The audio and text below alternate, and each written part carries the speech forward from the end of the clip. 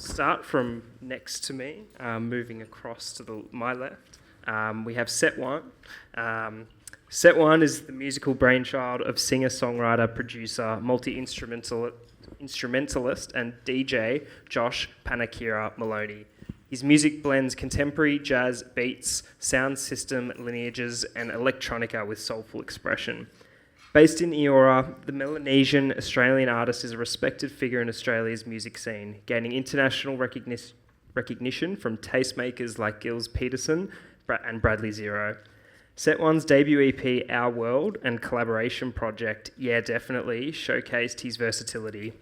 In 2022, he debuted his live band project, The Soulstronauts, in Europe, performing at Gilles Peterson's We Out Here festival and Ronnie Scott's. In 2024, Set One co-directed New Dialects at Sydney Festival and performed in Kilifi, Kenya, before supporting Three Sacred Souls in Australia.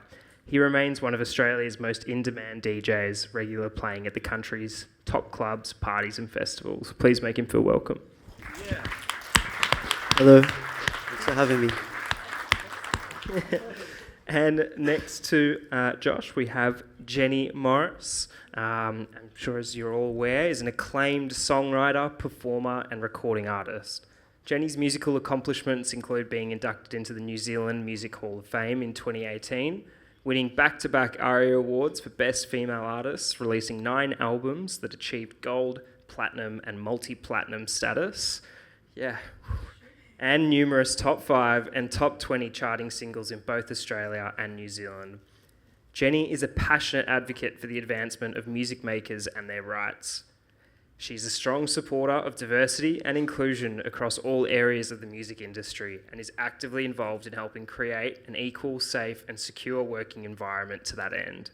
Jenny is also a supporter of Nordoff Robbins Music Therapy Australia, presenting the organisation's biennial Art of Music fundraising gala event.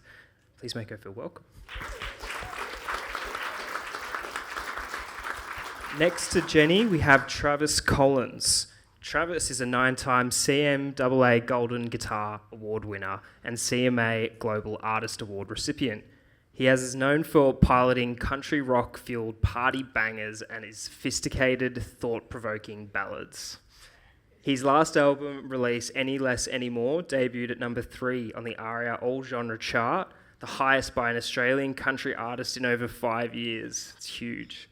He's signed with Universal Music Publishing and frequently collaborates with Nashville's best and brightest songwriters. Please make him feel welcome. Next to Travis, we have Imogen. Imogen Clark is a Nashville via Sydney singer-songwriter known for her storytelling, fighting spirit, and dreams. She began her career playing Western Sydney bars and has since performed on global stages. Her songs like diary entries capture moments, memories, and confessions from her journey, including battles with anxiety and insecurity. Her new album, The Art of Getting Through, was recorded in iconic studios like Abbey Road and East West. Imogen has collaborated with notable artists and toured with acts like Dan Sultan and Shania Twain. Please give her a round of applause.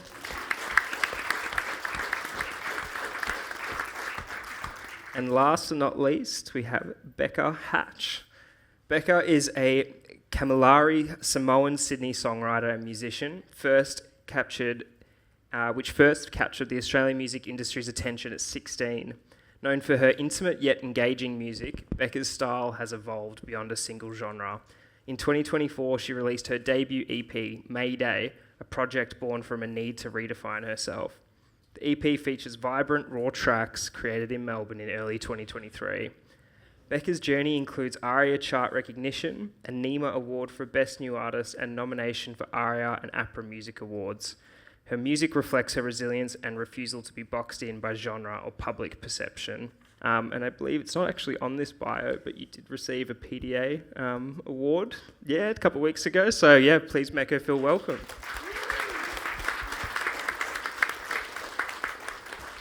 Now, excuse me while I shuffle through my notes that have been printed backwards, I will remind you.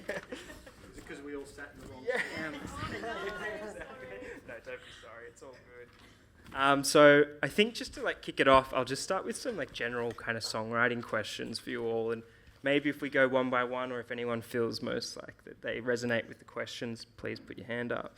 But maybe just start with songwriting processes. How does it start? A sample? Does it start with a melody? Does it start with finding inspiration in art elsewhere? I'd love to hear whoever would like to start on that.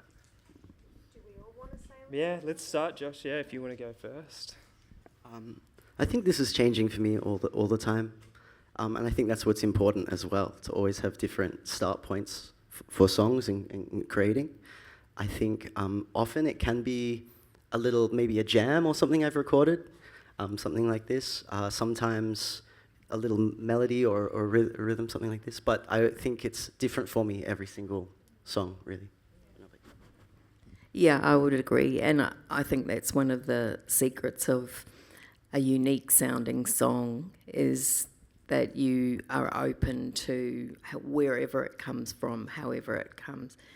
The best types of writing experiences are, of course, where you get that song and you've written it in half an hour and you're happy with it.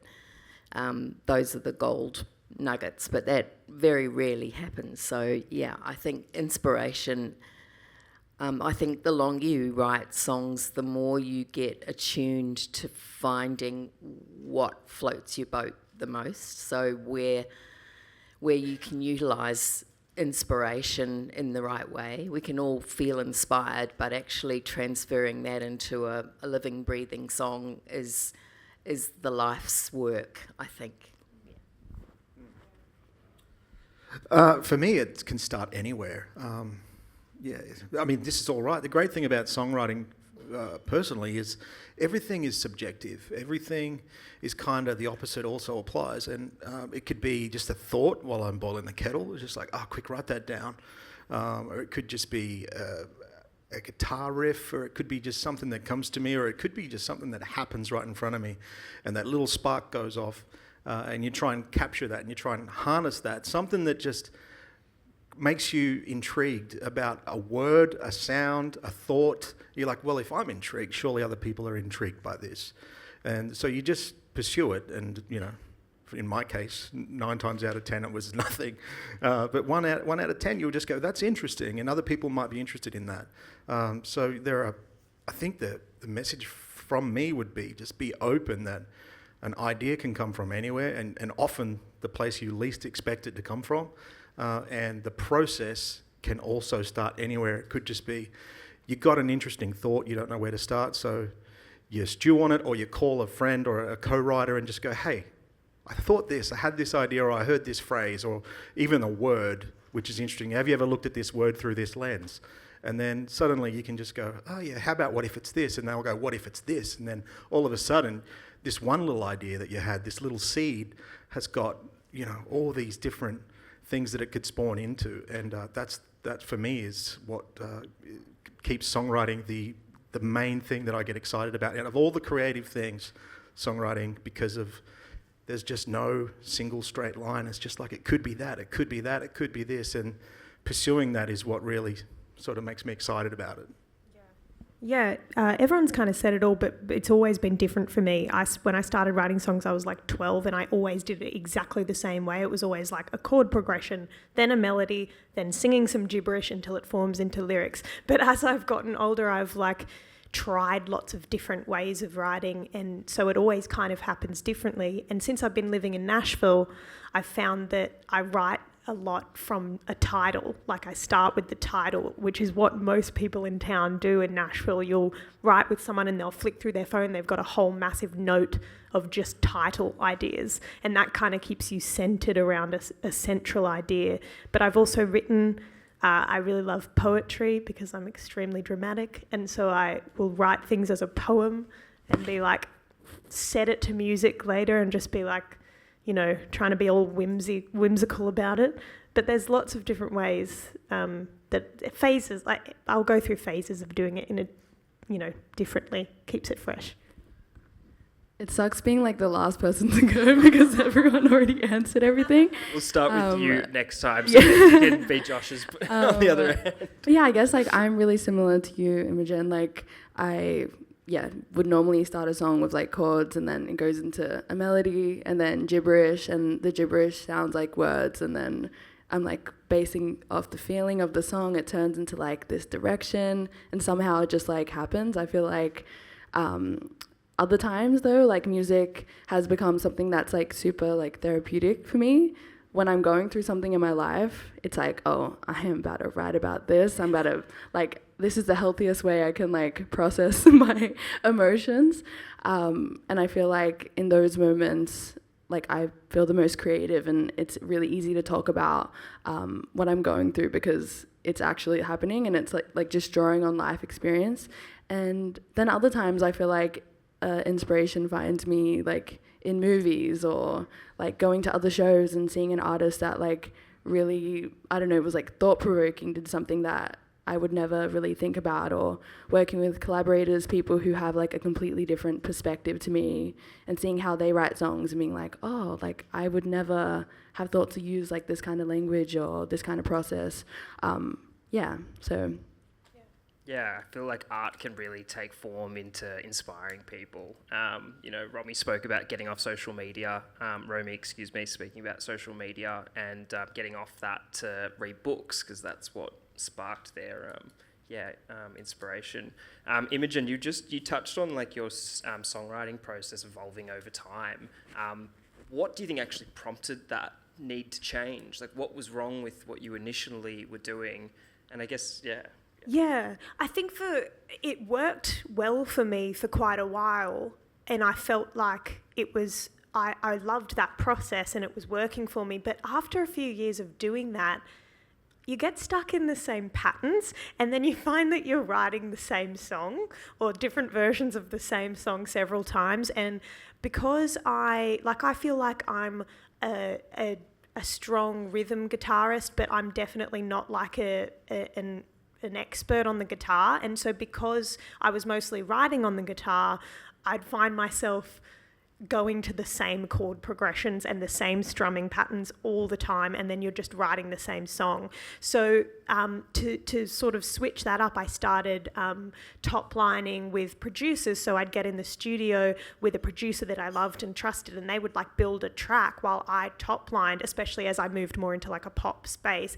And I found that was so freeing, because I didn't even have to think about chord progressions. I didn't have to, and then it wasn't all coming from my same habitual brain of, I'm like, okay, well now we go to the C and then we go to the F. And it's just like, this was just totally ridding my brain of those traps. And then I was able to, free myself from that. And so it's always more just trying to create the freshest thing I can do without getting stuck in the same holes, I guess. Awesome. Yeah, I love that. And there was something also, Travis, that you touched on. There was a question I had about like unexpected sources of inspiration, and you touched on putting on the kettle. Tell me more about that, and like maybe even if you have like a specific song that has been inspired by putting the kettle on. I can't think of a particular song, but I do find that when there's a task that is just like start task, wait for task to complete, your mind goes to a place that's just like wandering. When you're standing there waiting for something just to finish. It could be a microwave or boiling water. Shower, driving for me. It's like the amount I've got Post-it notes all through my phone because I've had to pull over and go, put that thought down, get back on the road. Because something happens left brain, right brain with me. It's just like I've got a really mundane task. It started. Sit back here and wait for 2 minutes. And then the little songwriter antenna goes up and just goes, hey, blah, blah, blah, this is happening today. And you got this thing going on. And what about that word? Or you overheard this conversation at a cafe. I mean, I'm a cafe eavesdropper, man. I just get heaps of songs from there. It's just some good content in the cafes. Yeah, it's just like, hey, your conversations are my songs too. So it's just like, I find for me, it's, the kettle was an example of just a really simple task that is over with the first click, but you still have to wait. For me, pressing the lights, like the button to cross the lights, sitting there and waiting. It's like, doop, doop, doop, doop, doop, doop, doop, doop. You hear things, Yeah. My coffee machine at home, I put it on, it's got like this F sharp note. So I'll stand there and do melodies around it. turn it into a minor, change a chord progression. I'm like, you hold the root note, I'll dance around it. Cannot turn it off, man. It's just, some days I wonder if I'm sick. Other days I'm just like, that's a really good song. I think like all the laughter in the room kind of shows how everyone's resonating with that. If you haven't sang with your coffee machine or washing machine, you're not trying. Yeah, that's awesome. Thank you. I was really lucky last night to have dinner with Jenny, and we spoke about her time at one of the first ever songwriting workshops. Can you tell us a bit more about that? Yeah, well, that was hopefully today's songwriting sessions will be a little bit more comfortable for you guys. Because yeah, this was back in the mid-90s, and I had covered a song called Tempted, which was by the Stranglers. And the person who published that song was Miles Copeland, who is the brother of Stuart Copeland, who was the drummer in the Police. And he has a big castle in the Dordogne, which is in the Bordeaux region of France. And as you do, he had a castle there. And he decided to bring a whole lot of songwriters together at the castle, and each day put 3 of them together to work together for the day in separate little pods, just like we're going to do today. And for some reason he asked me, and then I realised that he published Tempted, so that's why I got the invite. Otherwise I was totally random chick from the bottom of the world, and they were all, most of the other writers were what I call 9-to-5 writers, so, you know, session writers mostly from LA and some from London.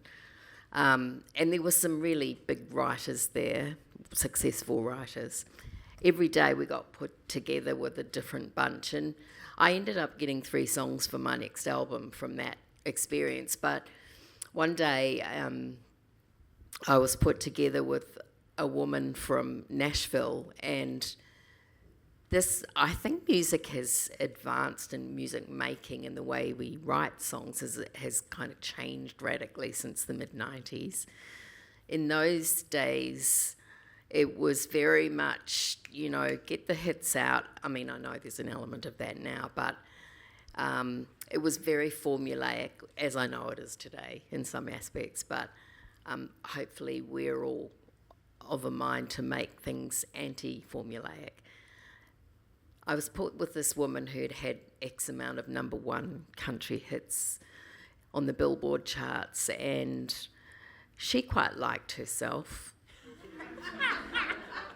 I didn't really like her.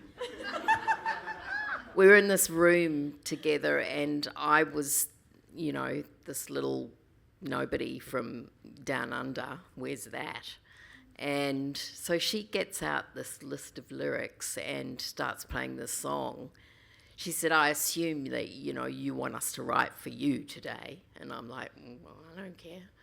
We can write for anybody. But she's not a performer, so, you know, she's used to that. Anyway, to cut a long story short, these lyrics were all about, and I don't excuse, but I understand there are people in here who might have faith of some sort, but I don't. And this was all about finding God and things that I am not interested in singing about. And she started, you know, she was just going to get through this song, hand it to me and boot me off out the door, I think. And I sort of pushed back and I said, I'd really like to write my own lyrics at least, because I don't believe in what you believe in and I can't sing that, so it would be a waste of time. And she got the utter shits with that. And that session didn't last long at all, but it just goes, not very, no. It just goes to show that it does matter who you're writing with. It doesn't matter if you get the formula right, that's fine, you can write a song. But if you want to write one of those songs that's going to talk to people and make people feel like they know what you're talking about, or put themselves in the song, which is what I always think is a really good sign of a good song, then you don't want to really have that process. Totally. And like, I guess my question to that was going to be back, like, what impact did this co-writing session do for you? But like you said it yourself, there was 3 songs that were featured on one of your albums. So I think like in the context of this day being a songwriting workshop, like it goes to show how important co-writing can be. Maybe not in that specific situation, but in the other 3 examples you gave. So that's awesome. Thank you, Jenny, for sharing that. I might throw to Josh. Your music spans like a wide range of genres. How would you decide to follow a specific style, or is it more of a feeling? And we spoke about inspirations coming from different places. Do you let your kind of, I guess, mind, heart follow whatever comes to you? Yeah, definitely. I think every time I've ever tried to set out and write a song in a particular style, I never do it. It never works. So what's important is that I just go with whatever's coming out at the time. I think the music I listen to is also not, I don't listen to one style of music all the time. And when I wake up in the morning, it's not the music I want to listen to that night either, And I think that's how I deal with my writing as well, is you wake up and you feel one way and something comes out. By lunchtime, I might feel a completely different way and the style's completely different. I'm making dance music all of a sudden.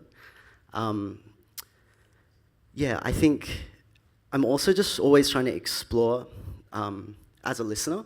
I think it's really important to just be a fan of music at all times and not sort of get locked into, like being self-absorbed, basically, writing so much that you're just listening to your own stuff. It's really important that you keep listening to music outside of your comfort zone.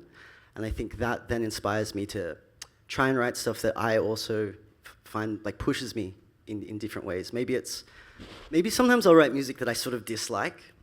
That sounds weird, but it'll be a style that I'm just like, I don't like this. So I'll spend the day just trying to write that, and I'll usually find I love it by the end of it, or something from that style ends up in my music. So I think that's how the styles end up being quite broad. And then I think the second part to that would be, it's also about how I want to perform things. It's been said that, sometimes I DJ, so that means I'm not trying to play my singer-songwriter stuff out in the club. I need to write some functional music for the club in that respect. And sometimes I'm in a place where I don't want to go out. I just want to be at home. I just want to be with friends or family or loved ones or whatever, or just me. And then I end up writing stylistically, to cater for that. But I just don't think it's like a genre-based thing. It's more like a feeling decision. That's how I'd say it. Yeah, please, Jenny. I just got an idea from what you were saying, and that is music is derivative. There's no original music. It's all about interpretations from music you've heard or what's been played. I mean, you look at the Beatles and the Stones right up to Daft Punk to whatever. It's all derivative, and that's okay. That's what makes music better and better at doing what you're doing. You're listening outside of your own comfort zone and being inspired out there when you go. I think that's a really good kind of box to tick when you're a fledgling songwriter. Yeah, and I think going to you touched on like doing live performances, DJing as well. I just noticed you played for DJ Shadow. You opened for him. How was that as an experience? Kind of like a prolific producer in the world of sampling. Introducing is one of my favorite albums. It's iconic. Yeah. How was that experience? And I mean, you kind of answered a lot of what I wanted to get to already, but like, no, you're cool. You guys are making my job very easy. But I guess the question is, how do your experiences as a live performer influence your music production? I guess you said that it kind of like you're thinking about how it's going to be reacted in a club setting, I guess, yeah. The DJ Shadow thing's interesting. That was on just this past week on Monday. And for anyone that doesn't know, DJ Shadow this one record in particular introducing, maybe a 93 record or 96. and it's the most beautiful music. I mean, there's really hard, sort of dark break sort of stuff on there, but it's these beautiful atmospheric sort of soundscapes as well, featuring all of this sampling.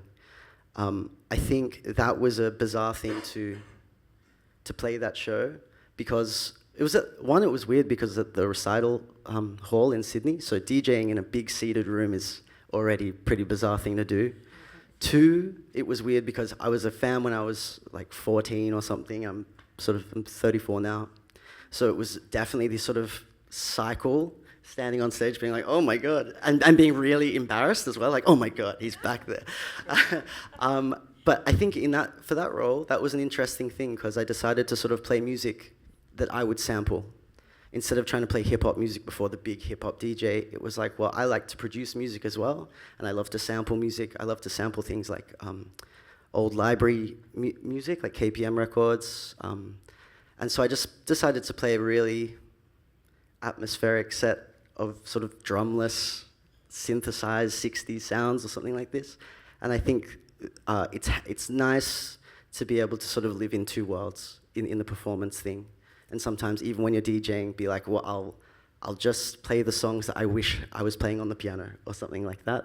And then in reverse, it's the same. DJing has given me a really great understanding of sort of arrangement, like live performance arrangements as well, and sort of what works in a room. You know, DJing can be very dynamic. I know, like, songwriting, trust me, it's up here. DJing's it's down here. But there are little things that happen in dance music that are really handy to bring into your songs as well. Things like silence, a moment of silence is really strong. And these things I hear working on the dance floor sometimes come into the ballads as well, in a weird way. Awesome. And I think like hip hop's so cool like that, because it does encompass so much sampled music from the 50s, 60s, 70s, and makes you have this large appreciation for music as a whole. That's awesome. Thank you for sharing that.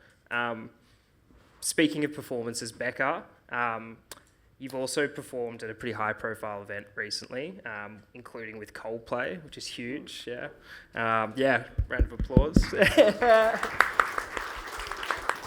How do you prepare for such a significant performance, and how does that influence your songwriting?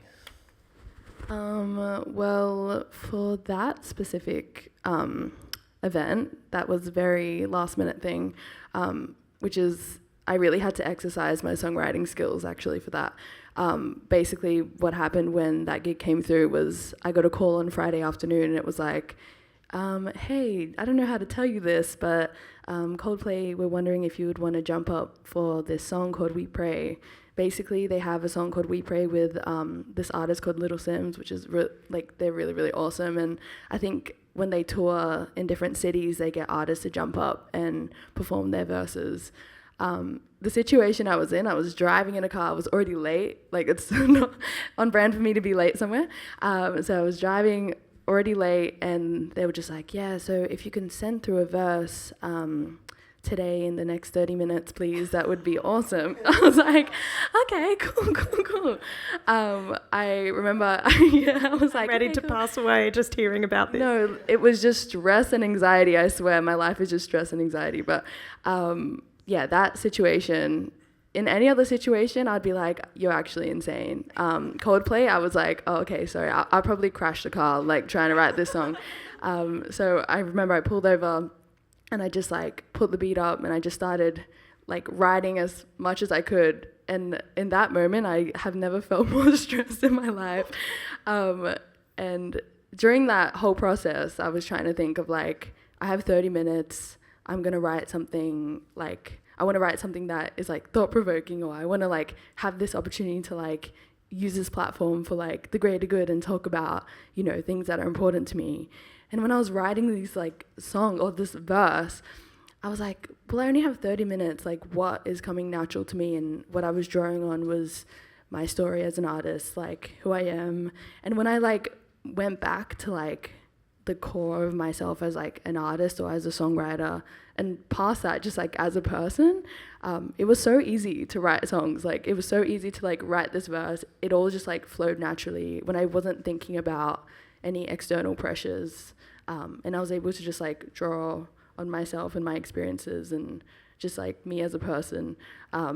That was a very different experience.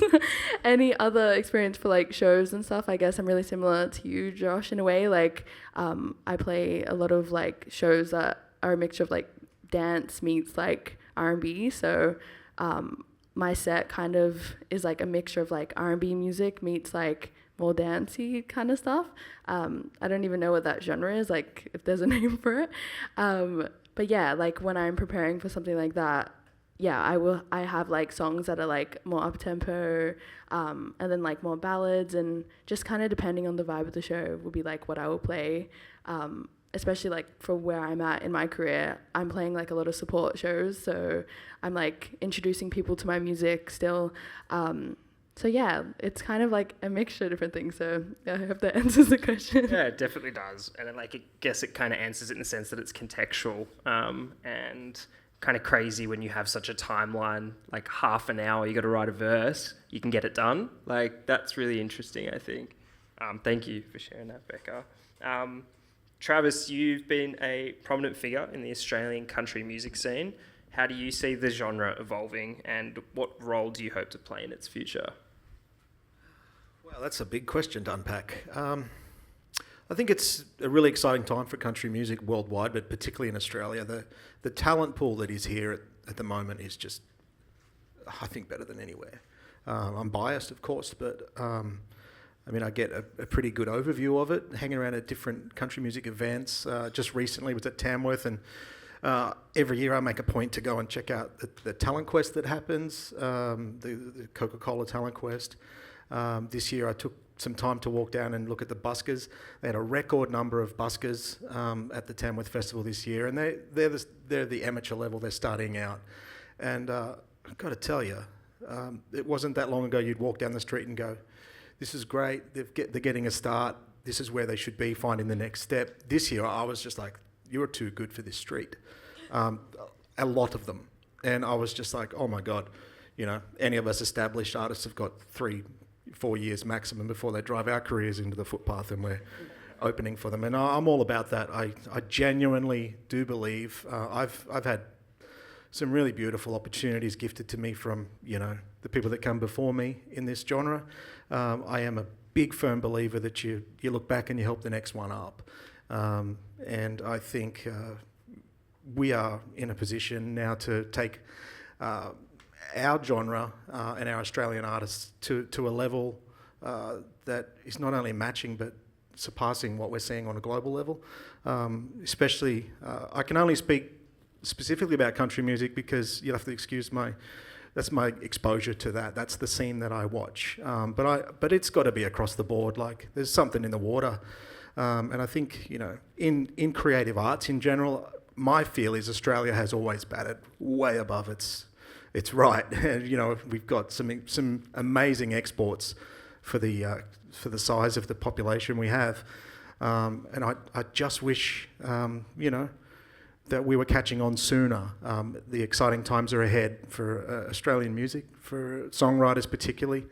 I think they're exposed now to such a cross-pollination of different ideas, different genres. I don't believe anybody grows up anymore. This goes to what you were saying, Josh said, that listening to different genres and staying outside and making sure, you know, where you would usually have a blind spot to a particular sound or idea, take those blinders off and open it up. I don't believe anyone grows up anymore as an artist or a songwriter and just goes, "I listen to country music and that's it."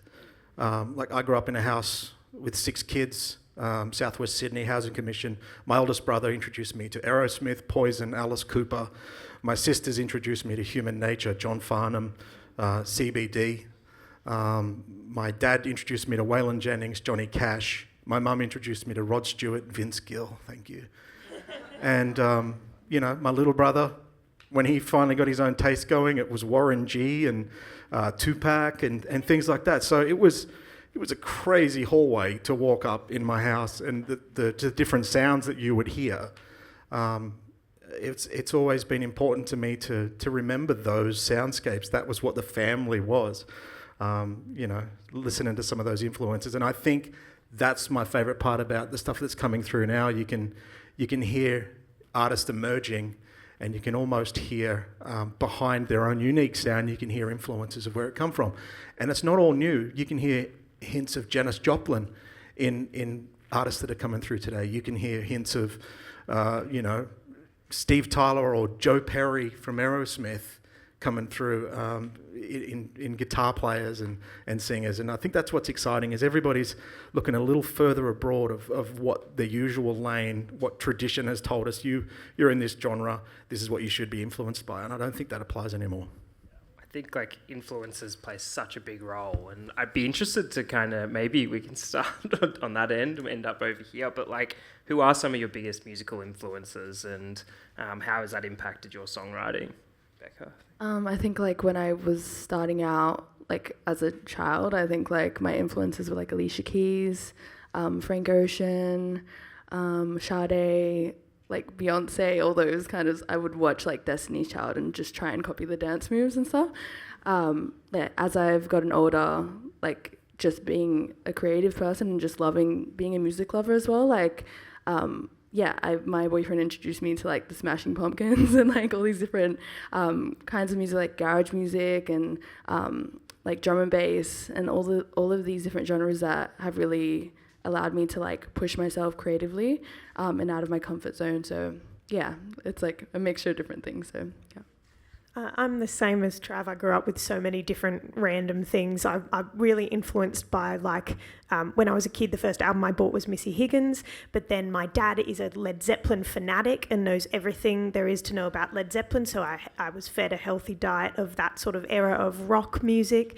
But then Joni Mitchell came into my life, and Bruce Springsteen, and now modern day Taylor Swift. Like, I've got all these random kind of, for me, genre is just a production choice. So I just feel like songwriting is storytelling, and the production is obviously important, and it that tells a story of its own. But the genre is less important to me these days, and the core of it is still just the storytelling. Yeah. I don't really have any more to add to what I previously said and what you girls have just added. My first musical influence was my dad. Got tagging along to his gigs. He was 6 kids. He'd do whatever he took through the week to put food on the table. But on the weekends, he played in a band, and that was where I seen my dad in the biggest light. It was just where he grew taller, and he was proud of what he did, and there was something about that. And it was no surprise to think about it later. That's what I got attracted to as I grew up, was seeing my dad in the place that he was, bigger than himself, and loving what he did. And it was nothing in the early 90s to be a kid tagging along with your parents' band, falling asleep under the table at the pub while they played a gig. And that was my first influence. And until a certain age, probably 10 years old, I didn't know there was other music. I thought my dad was music, and I didn't know any other music. And then my brother's record collection entered the house, and something else happened. I went to high school and learned about all these other things that were happening. The punk movement in Australia. It was wild. It was a wild time to be a teenager listening to all those different musics from the late 90s to the early 2000s. And along come the boy bands, and the pop music scene just exploded, and it was just like, oh, that's cool too. And there were a lot of different cliques that followed their own certain genres, as we would say. But I think secretly everybody loved a bit of everything. If you were bold enough to say, I like it all, and I still like it all. Any time that I branch outside of what I've traditionally done, I've found it just to be a really, really beautiful exercise, and something that I'm looking forward to continuing doing. Thanks, Travis. Jenny, when I started writing songs I was 12 too, must be the age. My sister gave me a guitar for Christmas, and I started, putting chords to my poems.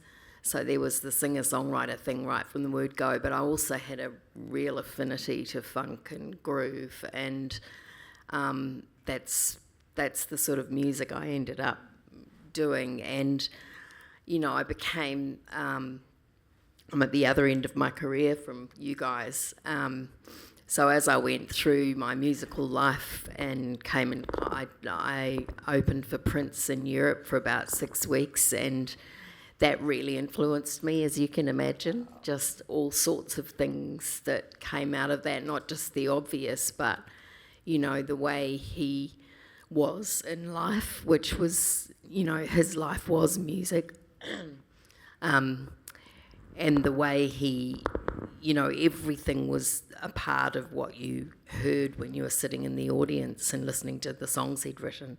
It was all part of his process of going through life. So that was kind of interesting at a time when I had a little baby on tour with me, and he didn't have to worry about a little baby, obviously. So I was trying to work out how do I stamp myself as a singer, songwriter and mother all at the same time. It's very hard to do. And then fast forward a bit to, I was one of the biggest albums, and if you haven't heard of her and if you haven't heard this album, it's Grace Jones, an album she did called Night Clubbing, and the grooves on that were always just grabbed me, and the grooves were done by a rhythm section called Sly and Robbie, and they were from Jamaica.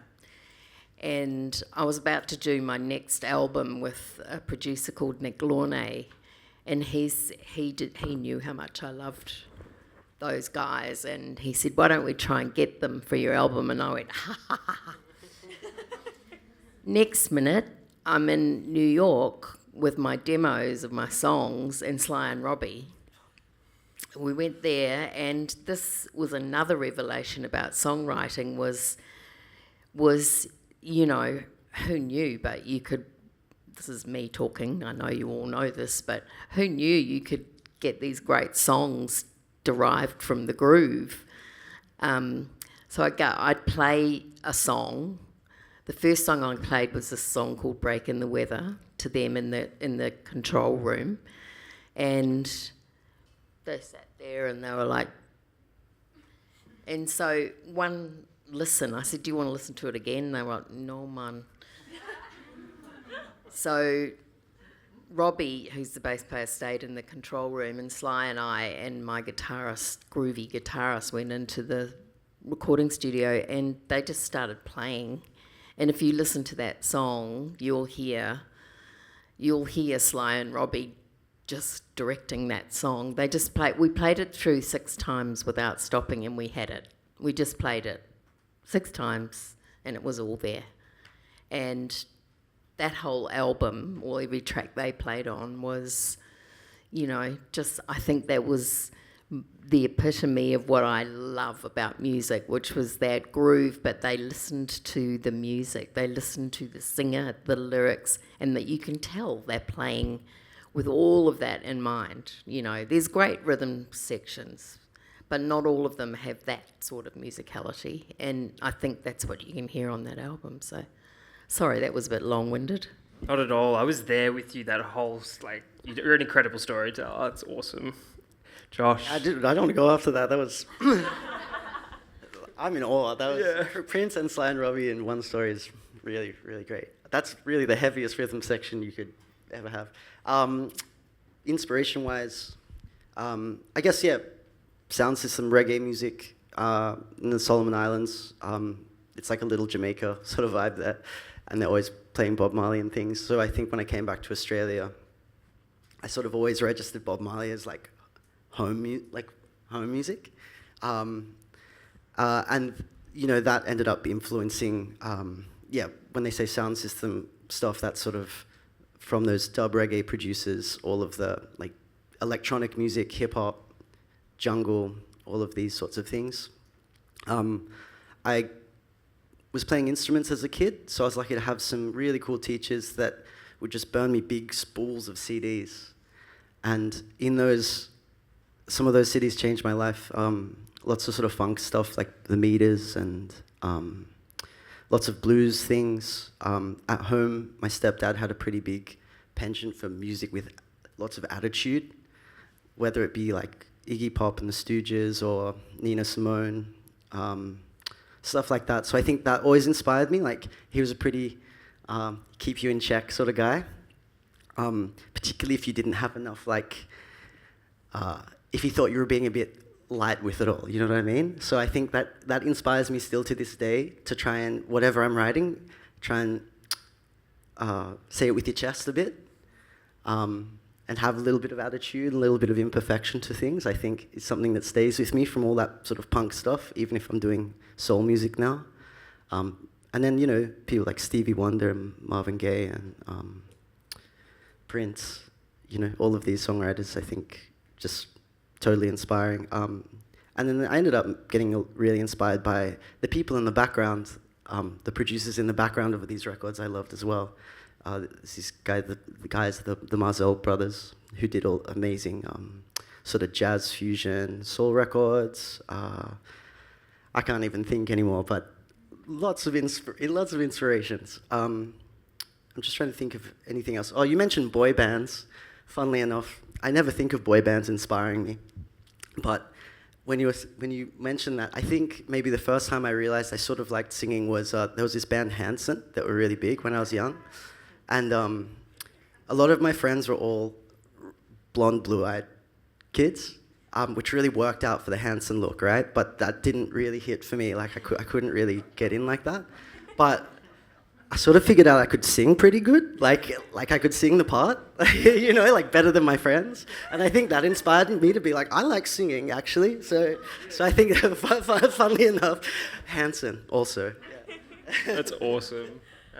Yeah, I guess like the resounding understanding there is just like being music lovers at the end of the day, and understanding and appreciating all types of music, which is awesome. And, you know, you're all kind of from different backgrounds. It's been a really like great mix of people, I thought. Anyway, it's like kind of that time to do questions. I'm sure there are some burning questions. If not, I've got a bunch more, but I'll throw it to the crowd. Does anyone have any questions for anybody here? My question's for Jenny. So, particularly on Shiver, you wrote a lot with Andrew Farris. How did that relationship work? Did he give you music and you came up with lyrics? Was it more of a collaborative thing? I'm really glad you asked this question because I used to flat with Michael, and his girlfriend was one of my closest friends, so that's how I came into the NXS sphere, and we both had the same manager. I put out an album with a band called QED, and then I realised I wanted to be a solo artist. So while I was getting my shit together in that department, writing songs and that sort of thing, I went on a world tour with NXS as their backup vocalist and sometimes guitarist. And while we were travelling around America in the bus, Andrew and I would kind of talk about music, and he wrote a song for me called You're Gonna Get Hurt. And from that, we kind of decided that he'd probably be a good person to produce that album. I had written She Has to Be Loved, and I took that to the table, and there were a couple of other songs on that album that I'd written, and when the liner notes came out with the album, I was looking through it and I saw She Has to Be Loved, Andrew Farris and Jenny Morris, and I'm like, fuck that shit, I wrote that song. And then I remembered that we'd had a conversation where I think in the arrangement, he'd extended the first verse a bit and brought a half chorus in, and then the second verse was as it was. And I think I remember, respect to Andrew, you know, you should get a percentage on the song. Anyway, that's what his manager did. And so now people think that he wrote that song because these are petty things, but when you're a woman and you've written that bloody song and it's been a hit, it's a successful song, Those things matter, you know. And the presumption that Andrew, who's an amazing songwriter and has had so much success, had his name first, that, you know. Anyway, we laugh about that because I've mentioned that to him. But it wasn't even his fault. It was our bloody manager. That's how I got the connection with Andrew, and we've always been very close musically, and you know, he's a very interesting, unusual human being, and we've always just gotten along. Thanks, Jenny. Yeah, thank you for asking that question. Now at least you guys know. Jenny, I have to tell you that when I've been touring with Andrew, or last year I toured with him a fair bit all over the country, and he always plays She Has to Be Loved in the set, and it is always the banger of the night. Like, there's so many bangers in that night, but that song always goes off, and it's always in my head for several days afterwards, so I just had to mention that. I didn't know he played that. He plays song. it. So some APRA royalties for you, some live performance returns for you, because it's in every set, every night. Come and I chat wonder to if he me knows later. that I wrote it.